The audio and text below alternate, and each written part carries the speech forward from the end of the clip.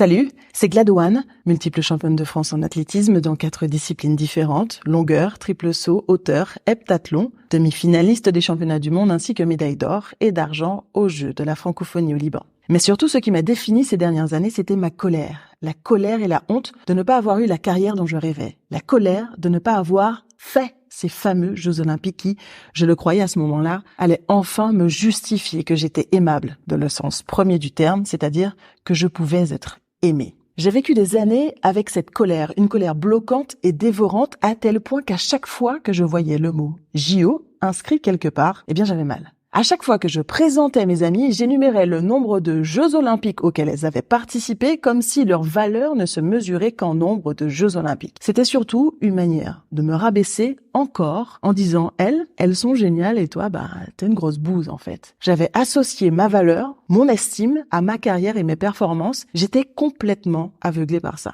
Finalement, ma carrière ne se résumait qu'à une perte de temps, un ramassis de quelques breloques sans valeur, à tel point que lorsque l'on me présentait en citant mon palmarès, c'était vraiment le sentiment de honte et d'imposture que j'éprouvais. J'étais en train de me faire passer pour une grande sportive, alors qu'en fait, il n'en était rien. D'ailleurs, si le podcast commence par mon palmarès, croyez-moi, il a fallu me convaincre de la pertinence de ce choix. Mais combien d'anciens sportifs de haut niveau ou pros sont en colère? Combien le dissimulent et combien ne comprennent même pas qu'ils sont en colère? Aujourd'hui, je te le dis haut et fort, tu as le droit d'être en colère contre la blessure qui t'a poussé à arrêter, d'être en colère car tu as arrêté ta pratique pour des choix financiers, tu n'as pas trouvé d'écurie pour la saison prochaine, tu n'as pas trouvé de club, d'équipe, tu as le droit d'être en colère car même si tu étais le plus doué des deux, c'est Bertrand ou Edith qui a été choisi. Il existe une multitude de raisons pour être en colère et elles sont toutes légitimes. Même si c'est parce que ta maman n'a pas voulu que tu partes de la maison pour poursuivre tes rêves. Tu es en colère et tu as raison de l'être.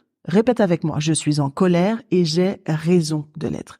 En vrai, la vie est injuste et le sport aussi. Tu connais la fameuse phrase qui dit « Life is unfair, deal with it ». La vie est injuste, fais avec. Maintenant qu'on le sait, qu'est-ce qu'on en fait? Attardons-nous quelques instants sur le mot émotion. Si on le découpe, il y a « et » d'un côté, puis motion en anglais, qui veut dire mouvement. Et comme le mot émettre, c'est envoyer vers l'extérieur. Donc une émotion est un mouvement vers l'extérieur par définition. Tu comprendras donc qu'il est contre nature de le réprimer. En revanche, il est important d'y être attentif. On va faire un test. Imagine-toi sur une plage. Elle est magnifique, cette plage. La plus belle que tu n'aies jamais vue. Cette plage a des vagues plutôt irrégulières, un rythme irrégulier, des vagues de taille et de puissance variable. Donc logiquement, si tu te baignes, intuitivement, tu vas rester attentif au mouvement de l'eau pour éviter de te faire submerger et de te retrouver étalé comme un gros cachalot sur la plage. Les émotions, c'est pareil. Il faut être attentif à ces émotions, sinon tu risques de te faire surprendre, ce qui se traduirait par un comportement incontrôlé qui pourrait bien finir en tsunami. Il te faut donc apprendre à y être attentif, car plus tu y seras attentif, plus il te sera facile de les identifier et de les différencier. Te déconnecter de ta colère, c'est te déconnecter de tes émotions ou d'une partie de ces émotions, comprenant également les émotions les plus agréables. Il faut comprendre une chose. Une émotion, c'est une réponse biologique, c'est-à-dire hormonale à une situation. Le corps répond en fonction d'une situation. Il ne sait pas différencier une émotion agréable d'une émotion désagréable. Alors lorsque tu décides de tout couper, il coupe tout sans différencier l'agréable du désagréable. Beaucoup diront colère égale négatif, qu'il faut la réprimer. Moi, je dirais, c'est génial que tu sois en colère. Maintenant, tout dépend de la manière dont tu vas gérer cette colère. Déjà, comprendre que tu es en colère, c'est un bon début, même si tu n'en as pas encore identifié les raisons. Une fois la colère, la douleur, la gêne, la sensation désagréable identifiée, comme au moment le plus dur de l'effort à l'entraînement, accepte-la comme un processus normal et naturel. La rejeter la rend encore plus douloureuse. Nous sommes 80% de nos pensées inconscientes. En fait, quand on ressent de la colère, c'est qu'il y a une bonne raison.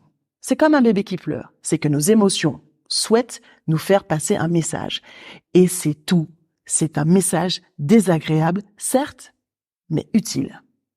Il existe plusieurs méthodes pour ne plus souffrir de sa colère. Celle de la feuille, qui est très efficace, mais je te partage celle qui a fait ses preuves pour moi, car elle est rapide. Je peux la mettre en place où je veux, quand je veux, de façon discrète et autant de fois que je le souhaite. Je me dis, ok, t'es en colère, mais pourquoi? Qu'est-ce qui te rend en colère? Je prends ce temps et même si je n'en connais pas les raisons tout de suite, je me dis accepte-le. Je prends une grande inspiration et je souffle. En imaginant que j'expire ma colère et je vous jure que ça fonctionne. Et si quelques heures plus tard, je ressens encore la douleur de la culpabilité d'être en colère, eh bien je recommence encore et encore.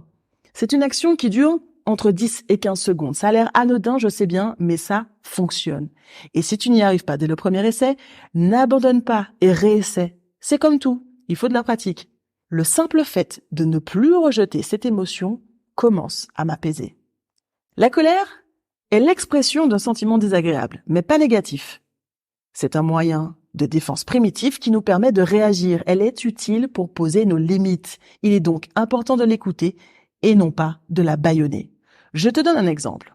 Un enfant à qui l'on interdit de jouer avec une prise électrique se met en colère parce que tu entraves sa liberté. Par bienveillance, tu vas tenter de lui en expliquer les raisons. Maman ne peut pas te laisser jouer avec la prise électrique parce que tu risques de te faire très mal. Vous entendez la colère de l'enfant, vous la comprenez, pourquoi ne pas en faire de même avec vous? Laissez votre voix intérieure s'exprimer, écoutez-la, comprenez-la et consolez-la en lui expliquant les raisons. Comment? Aussi simplement que tu le ferais pour un enfant. La colère fait partie des 7 émotions de base. Elle est forcément la réponse à un événement que l'on perçoit de mauvais, une injustice envers une situation, envers quelqu'un ou envers nous-mêmes. Être en colère, ce n'est pas grave. Mais que fais-tu de cette colère?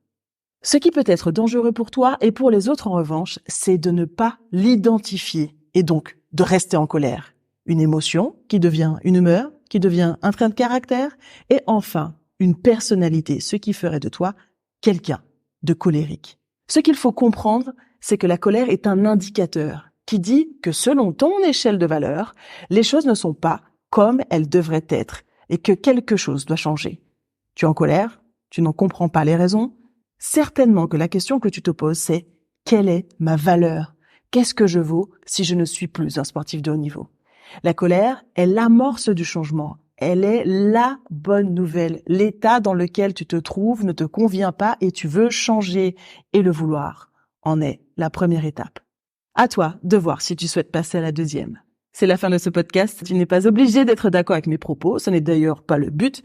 L'important, c'est que tu y réfléchisses, que tu te fasses ton propre avis sur le sujet. C'est beaucoup plus profitable au final. Plus tu t'autoriseras à ressentir des émotions désagréables, plus tu t'autoriseras à ressentir les sentiments agréables. Pour partager ton ressenti sur la colère avec moi, tu as 2 choix. Par mail à vanessa.gladon@gmail.com ou sur mes réseaux sociaux comme Instagram. Pour faire partie de ta team, n'hésite pas, même lieu, même adresse. À très vite pour un nouveau podcast.